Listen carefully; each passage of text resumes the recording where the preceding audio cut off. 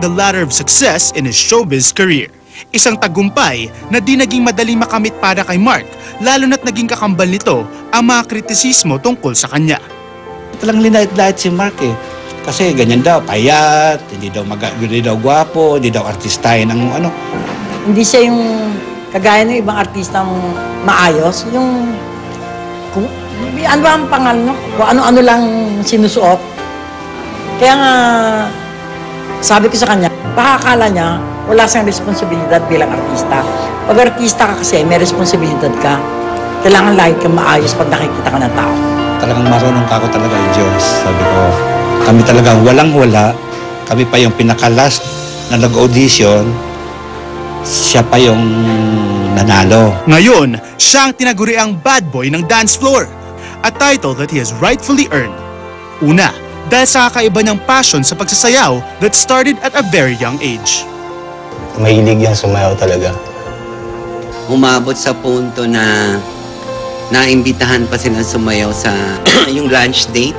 Nag-guest sila doon bilang dance group and at the same time nahilingan silang mag-back up. At pangalawa, dahil sa tila bad boy image na consistently ay nakadikit sa pangalan niya dahil na rin sa iba't ibang mga intrigang kinasangkutan niya in the past. Pag nababasa ko yan, nababasa ko sa mga dyaryo na medyo negative kay Mark, sinasabihan ko si Mark, ano to? Alam mo, sagot sa akin ni Mark, Daddy, ako na lang po bahala dyan. Huwag ka na pong mag-isip niyan kasi baka kung ano naman mangyari sa'yo. Kaya yun, ano naman ako kay Mark eh. Naniniwala naman ako sa kanya. Ang bait naman yan eh, nagtaka lang kami. Hindi nagsasayaw yan, mabait sa eskwela. Ay naku, yung mag-artista yan, yung Diyos ko, pagka umiyak na ako, dasal ako ng dasal, maano yung apo ko, baka matanggal. Iyak ako ng iyak noon. Eh, siyempre, proud ako. Kaya niya, kaya pala may kriso si Mark, ang ng lola, alala ko masaya. But despite the intrigues and criticisms na patuloy na ibinabato sa kanya, nananatiling isang survivor si Mark who continues to prove his detractors wrong sa tulong na rin ng suportang ipinapakita ng kanyang mga mahal sa buhay.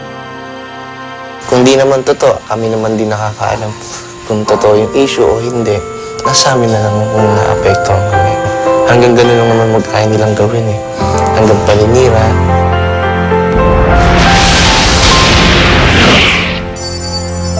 There you go, Mark. Anong reaction mo nung pinapanood mo yung VTR na yan? Hindi ko alam kung saan nila kinunan yun. Actually, na-shock ako. Like, yung sa lola ko, si lola kasi taga Laguna eh. So, dumayo pa talaga yung Showbiz Central sa Laguna. And, ayun, totoo naman yung lahat ng sinabi ng family ko eh. Okay, isa-isahin natin. Unang-una, hindi ka raw mukhang artista. Anong naisip, anong reaction mo nung sinasabi sa'yo, alam mo Mark, huwag ka na mag-audition dyan sa Starstruck, hindi ka naman mukhang artista before. Anong reaction mo? Hindi kasi, yung totoo naman, nung nagsimula ako sa Starstruck, sobrang payat, tapos kalbo, tapos yung attire ko pa talagang normal hip-hop lang, na baggy pants, Medyo white awkward shirt. stage ka pa noon. Yes, ayun pa yung time na talagang feeling ko bagay na bagay ako mag-hip-hop attire. Tapos nasabihan nila ako na marami ako naririnig na parang hindi man nanalo yan kasi tingnan nyo, payat, tapos maraming pimples. So yun, pero ako, Tedma lang, hindi ko sila masyado pinapansin. Ano yung naging drive in your behalf? Ano yung talagang nagtulak sa'yo para ipursige ang isang pagiging artista? With all your detractors, marami nagsasabing wag na yan, di ka bagay dyan. Ano yung for you? Yung nag-push talaga sa'yo? Siguro yung pinaka main reason kung bakit talagang until now, nagpupursige ako dito sa industriyang to because of my family talaga. Yun yung main reason. Sila yung goal ko in life na ayokong maranasan nila na maghirap yung buhay nila. Gusto ko nasa bahay lang sila, relax, happy, and ako nang bahala. Parang ganun. Okay. Now, Mark, how do you handle all the intrigues na binabato sa'yo? Alam ko, tinawag kang bad boy of the dance floor not just because of your skills as a dancer, but because of the intrigues na simula pa lang sa karir mo, sunod-sunod na.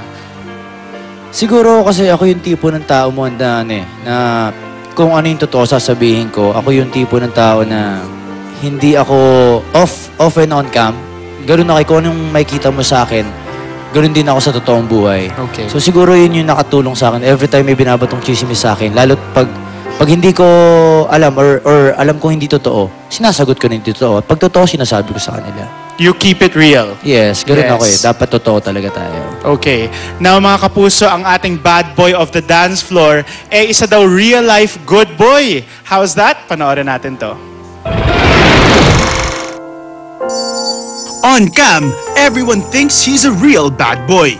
Pero sa totoong buhay, marami ang makakapagpatunay that the celebrity we see on TV is very much different from the real-life Mark Heras na kasama mo on a normal situation. May lumapit sa kanya na matandang babae na humingi sa kanya ng tulong. Buwaba pa siya ng sasakyan para tinawid niya sa kalsada. Oo, siya pag gumawa, natid niya pa. Hanggang nagkagulo na sa stoplight kasi nakita si Mark, daming humihinto, picture. Kahit sikat na, at least hindi ka nagbabago. Looking at Mark's good boy side, isa sa mga na-discover namin ay ang di mapantayang pagmamahal at pagpapahalaga niya sa kanyang pamilya despite being raised in a different family setup. Hanggang ngayon, andyan pa rin ang support sa amin ni Mark. Malaki pa rin ang naibibigay niyang support sa amin, na tulong, lalo na sa mga anak ko. Alam naman ng tao na medyo lumaki sa akin si Mark na wala yung nanay niya. Tinutokso daw siya, ampon daw siya, ampon. Kasi ba't daw ganun, wala daw nakikitang mama, puro papa.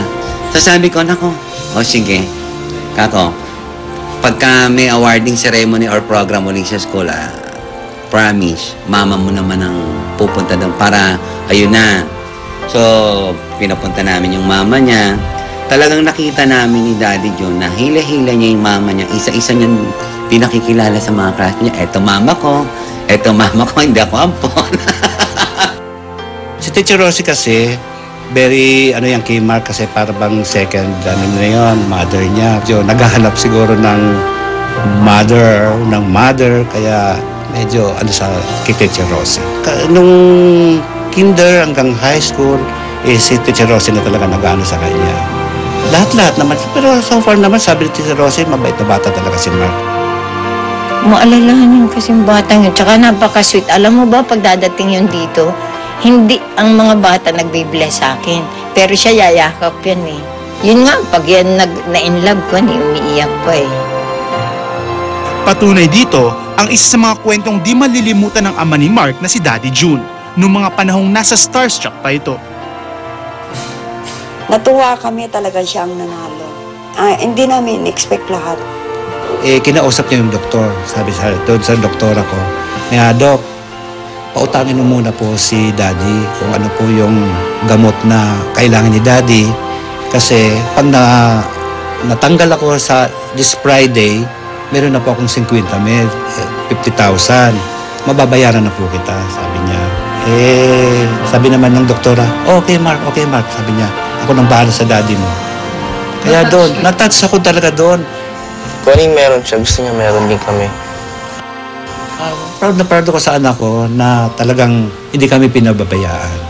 Tinitiis niya yung talagang pagtatrabaho niya for the sake dito sa family niya.